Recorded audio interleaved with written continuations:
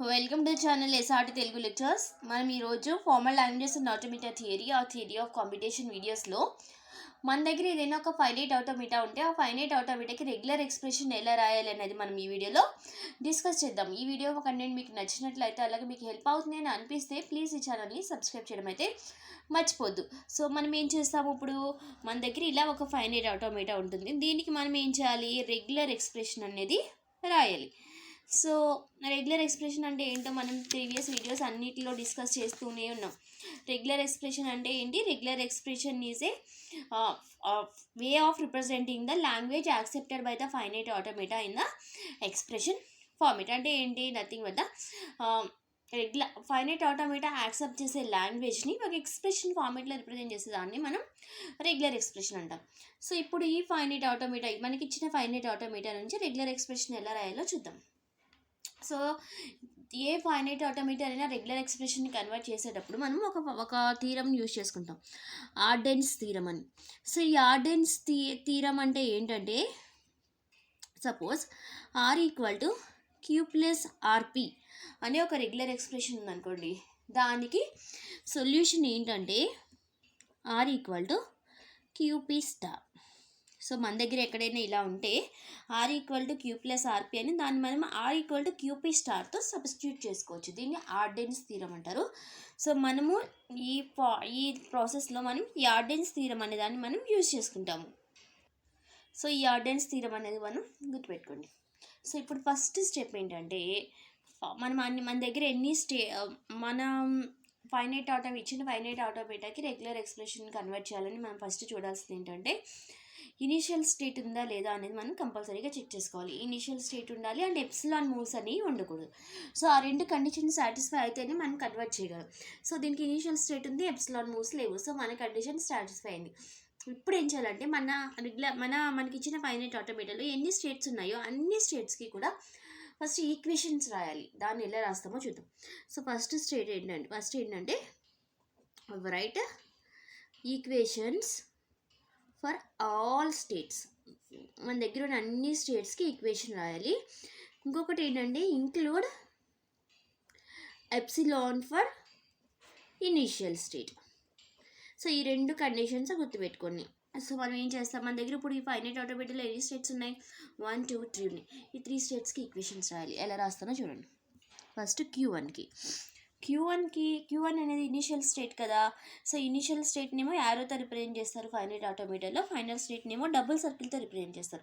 So మనం ఏం చేయాలి, ఇంకా ఇనీషియల్ స్టేట్కి ఈక్వేషన్ రాసేటప్పుడు ఎప్సిలాన్ని ఇంక్లూడ్ చేసుకోవాలి. సో ఈ Q1 అనేది ఇనీషియల్ స్టేట్ కదా, యారో మార్క్ ఉంది కదా. సో ఎప్సిలాన్ ప్లస్ Q1కి ఇన్కమింగ్ ఎడ్జెస్ ఏమున్నాయో అవన్నీ యూజ్ చేసుకుని మనం ఈక్వేషన్ ఫామ్ చేయాలి. Q1కి ఇన్కమింగ్ ఎడ్జెస్ ఏమేమి ఉన్నాయి? Q1 ఆన్ ఏ ఒకటి, నెక్స్ట్ Q1 మీద ఇంకేమి ఇన్కమింగ్ ఎడ్జెస్ ఉన్నాయి? Q2 on B. Q2 on B goes to Q1, అది కూడా Q1కి ఇన్కమింగ్ ఎడ్జే కదా. So Q2 on B. So ఇంకా ఏమైనా ఇన్కమింగ్ ఎడ్జెస్ ఉన్నాయా? Q1కి లేవు. సో ఇదే Q1 ఈక్వేషన్. సో Q1కి ఫస్ట్ ఏం చెప్పాను, అన్ని స్టేట్స్కి ఈక్వేషన్స్ రాయాలన్నాను. Q1తో స్టార్ట్ చేస్తున్నాను. Q1 ఇనీషియల్ స్టేట్ కాబట్టి ఏం చేశాను, ఎప్సిలాన్ ఇంక్లూడ్ చేసి మిగతా ఇది ఎలా రాశాను, ఇన్కమింగ్ ఎడ్జెస్ ఏ అయితే ఉన్నాయో ఆ ఇన్కమింగ్ ఎడ్జెస్ యూజ్ చేసుకుని నేను ఈక్వేషన్ రాశాను. సో Q1 ఈక్వేషన్ ఏంటి? Epsilon plus Q1A plus Q2 B. Same process use చేసుకుని Q2కి Q3కి కూడా ఈక్వేషన్స్ రాయండి. ఇక్కడ మనం గుర్తుపెట్టుకోవాల్సింది ఏంటి, Q2 Q3లో ఎప్సిలాన్ ఉండదు. అది ఇనీషియల్ స్టేట్ అయితేనే ఎప్సిలాన్ ఇంక్లూడ్ చేస్తాము. Q2 Q3లో ఎప్సిలాన్ ఇంక్లూడ్ చేయక్కర్లేదు. సో Q2 ఈక్వల్ టు Q2లో ఇన్కమింగ్ ఎడ్జెస్ ఏమేమి ఉన్నాయి? Q1 on a plus Q2 on b plus Q3 on a. So Q2 equation ఏమైంది? Q1 on a plus Q2 on b plus Q3 on a. Similarly Q3కి రాయండి. Q3కి ఏంటి? Q3కి ఏముంది? Q2 on a ఒక్కటే ఉంది Q3కి. సో ఇలా ఫస్ట్ స్టెప్ ఏం చేయాలి, మన దగ్గర ఉన్న అన్ని స్టేట్స్కి ఈక్వేషన్స్ రాయాలి. ఆ ఈక్వేషన్స్ రాసేటప్పుడు మనం ఏం గుర్తుపెట్టుకోవాలి, ఫస్ట్ స్టేట్కి ఇనీషియల్ స్టేట్కి మనం ఎప్సిలాన్ ఇంక్లూడ్ చేయాలి. సో అది ఫస్ట్ స్టెప్ అయిందా. ఇప్పుడు నెక్స్ట్ స్టెప్ ఏంటంటే మనము ఇప్పుడు నెక్స్ట్ స్టెప్ సెకండ్ స్టెప్ ఏంటంటే ఇప్పుడు ఈ ఈక్వేషన్స్ యూజ్ చేసుకుని ఒక్కొక్క ఈక్వేషన్ని సింప్లిఫై చేయాలి. దానికి కరెస్పాండింగ్ రెగ్యులర్ ఎక్స్ప్రెషన్ అనేది ఫైండ్ అవుట్ చేయాలి. ఎలా ఫైండ్ అవుట్ చేయాలో చూద్దాం. ఇప్పుడు మనకి ఫైనల్గా ఇప్పుడు ఏం చెప్పాను, మన నేమ్ ఏంటి, ఫైనైట్ ఆటోమేటా నుంచి రెగ్యులర్ ఎక్స్ప్రెషన్ కన్వర్ట్ చేయాలి. సో రెగ్యులర్ ఎక్స్ప్రెషన్ అంటే ఏ స్టేట్లో ఉండే ఎక్స్ప్రెషన్ మనం రెగ్యులర్ ఎక్స్ప్రెషన్కి రాయాలంటే ఇక్కడ ఫైనల్ స్టేట్ ఏముంది, Q3. సో Q3లో ఉండే ఎక్స్ప్రెషన్ మనకి రెగ్యులర్ ఎక్స్ప్రెషన్ అవుతుంది. ఓకే, సో Q3లో మన Q2 ఉంది, Q2లో Q1 ఉంది. సో ఇవన్నీ ఎలిమినేట్ చేసుకుంటా మనము ఆ రెగ్యులర్ ఎక్స్ప్రెషన్ అనేది ఫైండ్ అవుట్ చేయాలి. సో ఫస్ట్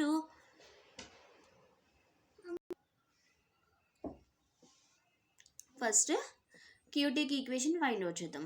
ఎందుకంటే Q3 = Q2A అని ఉంది కదా. సో ఈ Q3 ప్లేస్లో ఈ Q2Aని సబ్స్టిట్యూట్ చేసి ఫస్ట్ Q2కి ఈక్వేషన్ అనేది ఫైండ్ అవుట్ చేద్దాం. సో ఫస్ట్ Q2 మనకి ఏముంది, Q1A + Q2B + Q3A ఉంది. సో Q3 అంటే nothing but the Q2A. So అది సబ్స్టిట్యూట్ చేయండి. Q1A + Q2B + Q3 ప్లేస్లో Q2A ఆల్రెడీ ఒక ఏ ఉంది కదా, Q3A కదా, Q2AA, Q3A ప్లేస్లో Q2AA రాసాం మనం. ఇది యూజ్ చేసుకుందాం. ఇది 1 అనుకోండి, ఈక్వేషన్ 1, 2, 3. సో ఇది ఎలా సబ్స్టిట్యూట్ చేసాము, యూజింగ్ ఈక్వేషన్ 3 యూజ్ చేసుకుని Q2AA సబ్స్టిట్యూట్ చేసాం. ఇప్పుడు ఏం చేద్దాం, ఇంకా సింప్లిఫై చేద్దాం.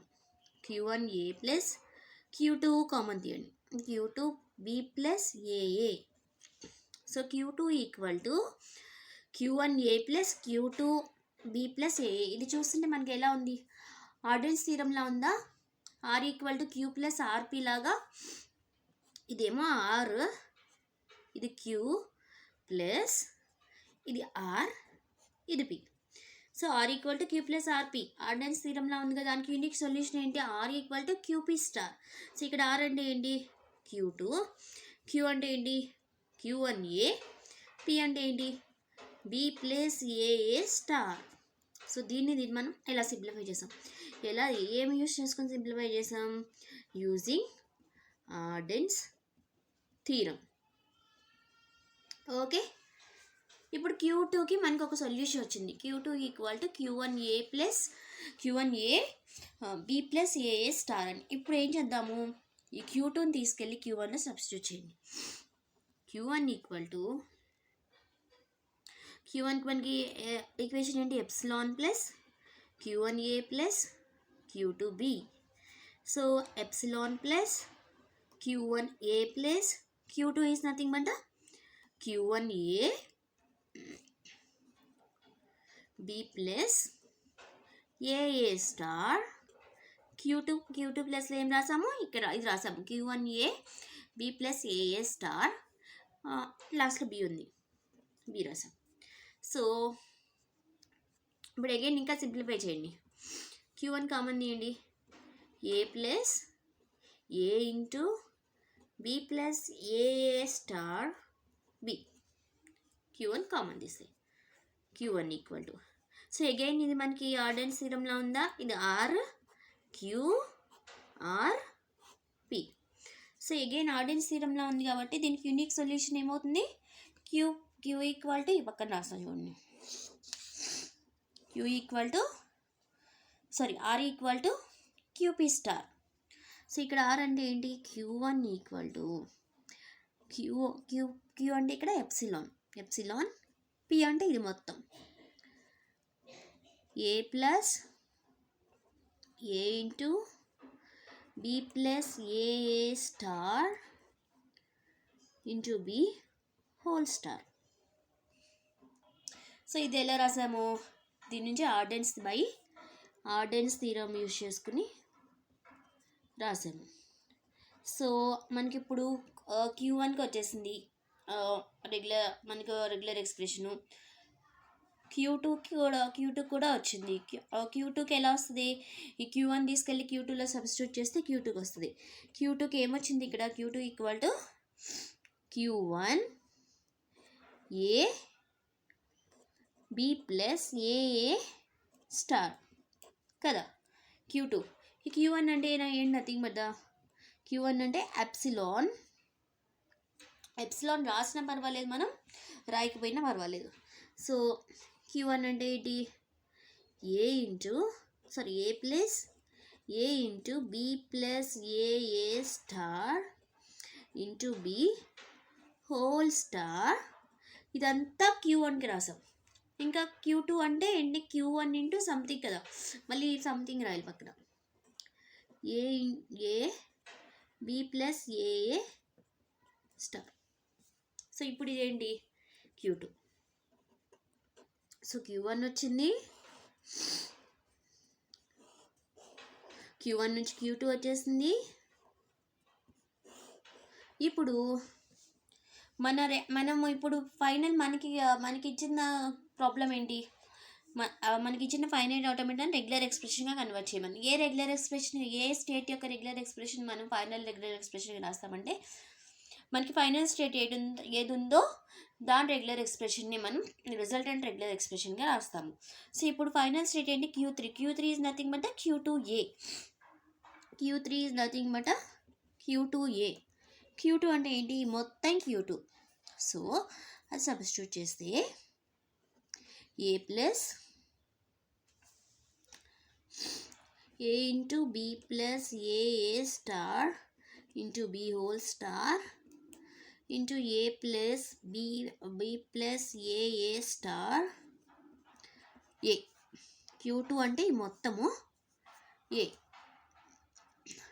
ఏంటి, క్యూ3 అంటే.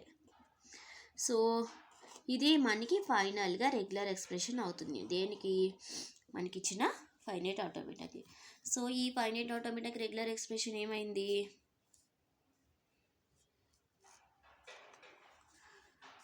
ఇచ్చిన ఫైనైట్ ఆటోమేటాకి రెగ్యులర్ ఎక్స్ప్రెషన్ ఏమైంది, ఏ ప్లస్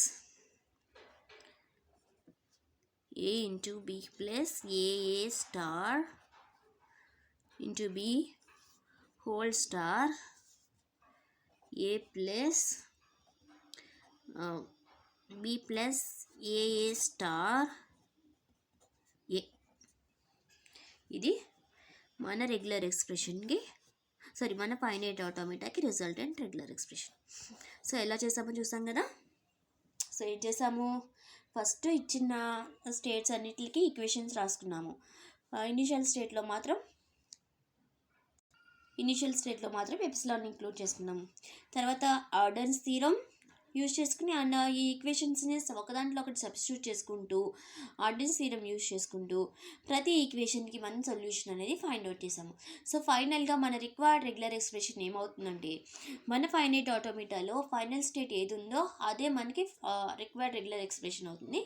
సో అది మనం రిజల్ట్గా రాయాలి. ఓకే.